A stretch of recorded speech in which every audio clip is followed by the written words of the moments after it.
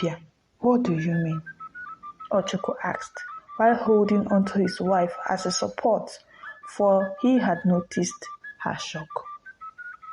I mean that the baby in your wife's womb is Dada. He would not only be useless in his society, but will bring shame to your family, he said as he looked straight into Ochoko's eye as he continued, useless, unless he becomes a chief priest and serve the gods all his life, he would remain useless.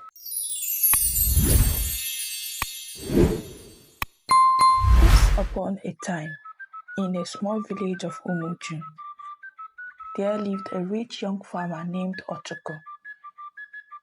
He was the Eze Nji in his village, a title he earned as the winner with the biggest yams in the new Yam Festival for 6 consecutive years. People believed that his yams always won because of the fertile soil he planted on. However, he remained undefeated in the yearly Iri Nji festival because he believes that hard work has its rewards. This yearly event, popular in the Igbo land, where people brought their newly harvested yams to eat together and celebrate a fruitful harvest, would always be held at the village square, and a lot of people looked forward to it, for it was usually packed with lots of fun for everyone to enjoy. Young men trained for Ngba, a traditional combat held during the festival. They couldn't wait to compete with their fellow youths, for this was a means of showing off their strength, and as an additional advantage, the champion would represent Umuju in external fights as their dignified Ngba. The elderly men looked forward to the roasted yam and palm oil that was richly prepared with delicious ogba, mouth-watering smoked fish, which was ate alongside freshly tapped palm wine as they discussed and watched the entertainment that displayed before them. But their excitement was nothing compared to that of the young maidens, who had started months ago to apply skin color enhancing spices like Udu, practicing in different dance moves with their age groups, and buying all sorts of ornaments like olaaka, uli, abada of vibrant colors. It was on one of these festivals that Ochoko met Chioma and totally fell in love with her. Unlike other maidens, she was so simple in her plain clothing, yet alluring at the same time. He was smitten by her appearance and moved to tie the knot with her. It has been 4 years since then, yet she hasn't aged a bit. She glowed more as her skin was ever supple and her smile still ever captivating. My beautiful Oma, Ochoko thought as he revisited several memories of their wonderful years spent together. However, his smile soon vanished as he remembered the words of the herbalist they had gone to meet when Chioma was pregnant. Do not rejoice, I have bad news for you, he said with a stern look as he looked directly and pointed at Chioma's bulging stomach. Eze Dibia, what do you mean? Ochoko asked, while holding onto his wife as a support, for he had noticed her shock. I mean that the baby in your wife's womb is Dada.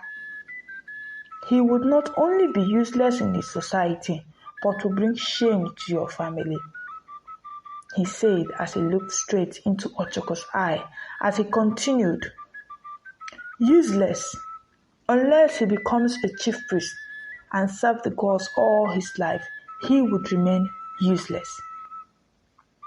She was due any time, so they traveled to the land of Ihite to meet Ikuku, the messenger of the gods, in order to get the best treatment, but didn't expect the news they got. Useless, the words echoed in his ear as he became uncomfortable in his seat in the festival. This was his only sadness. Just like Iku said, his son was born as a dada. He remained sickly since birth and has refused his wife from having other children. He knew this because he had visited so many herbalists and they all said the same thing. Your son is the cause of your wife's barrenness. Give him to the gods and you will bear more children. He ignored them, continued taking his wife to specialists who gave her different kinds of roots and herbs, but they remained ineffective, and he was beginning to get worried but didn't allow his wife to notice it. I will be on my way. He stood up abruptly to leave, for these sudden memories had spoiled his mood. Eze Nji, I hope all is well, Ike, his friend, asked with a look of concern as he noticed the worry on his face earlier. The night is still young, and the maidens are yet to perform their dance, he continued, trying to lighten the mood. Or are you running home once more to meet your wife? Yes, so, he said with a smile. You know the memories that Iri Nji brings to me. Let me go so that she can tie me in her wrapper, Ochuku said, trying to crack a joke and hide his emotions as he hurriedly left in order to avoid further questions. 10 years has now passed. He had nothing to show for it. His son remained sickly. His wife remained barren and was getting thinner because the gossip of the village women were now getting to her.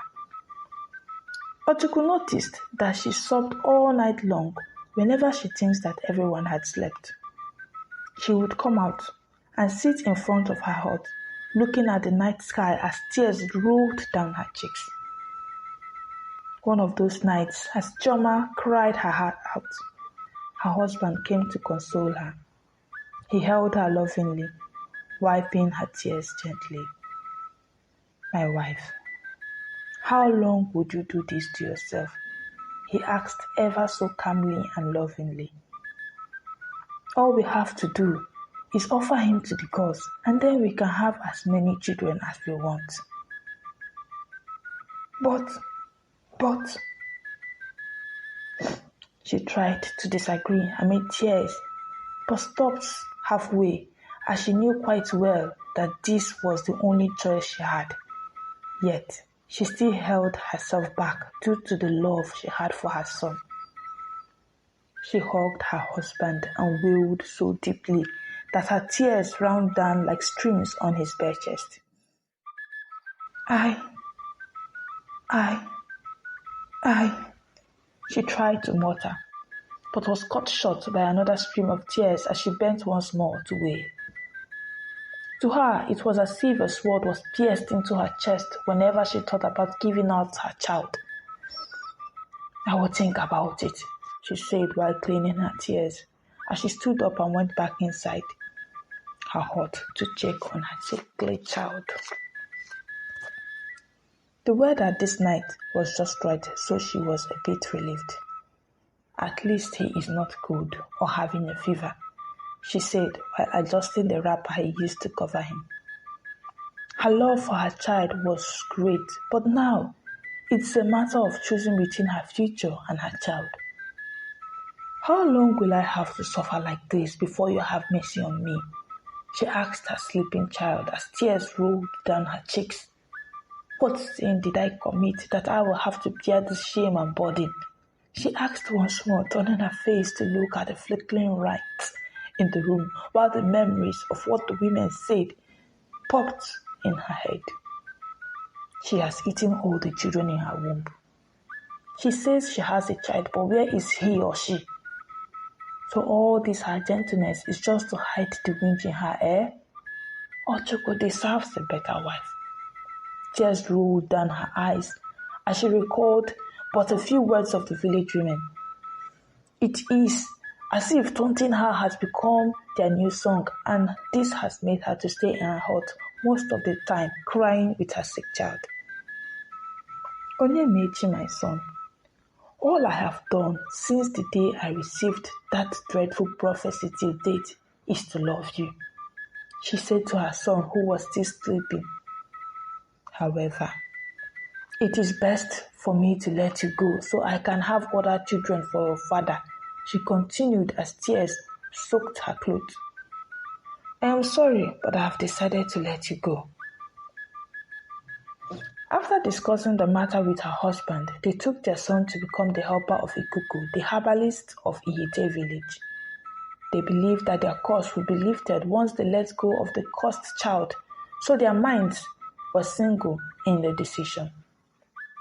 You have made the right choice, even though it took you so long to realize it, Ikuku said as he lifted up his offer in the air and shouted, The gods whom I serve, come and relieve this couple of curse that was placed on them. He then instructed that they would come back in the next 3 market days with some items for their cleansing, which will be held in the Oji River. That is the habitation of the goddess of fertility. They brought the items, which included a white cock, some cowries, and other things for the cleansing, and it was held as planned. So Ochuku and his wife went back home without looking back.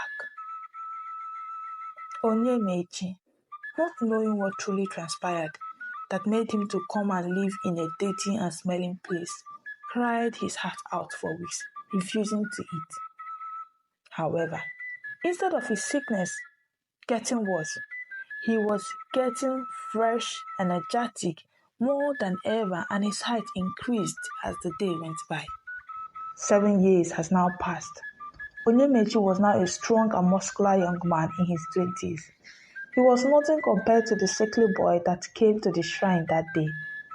He was now proficient in the art of herbs, but totally refused to learn anything that involved sorcery.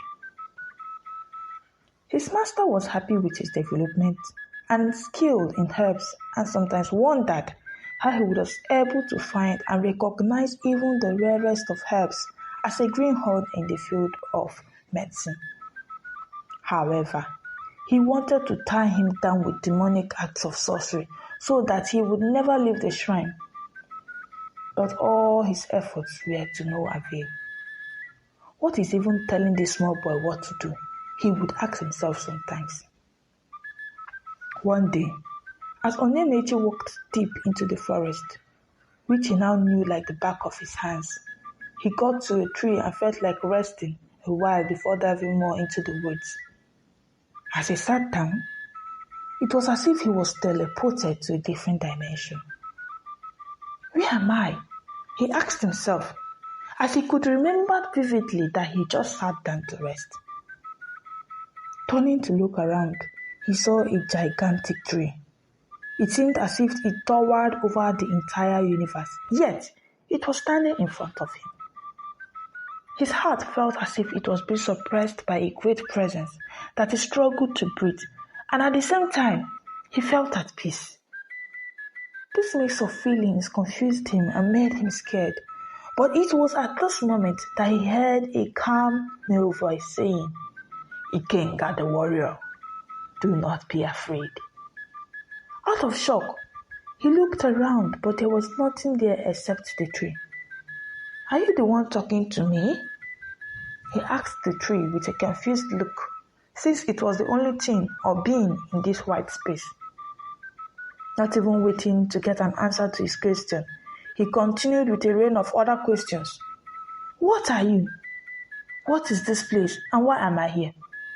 Why did you call me IKenga the warrior when I don't know how to fight and my name is Onyemechi?"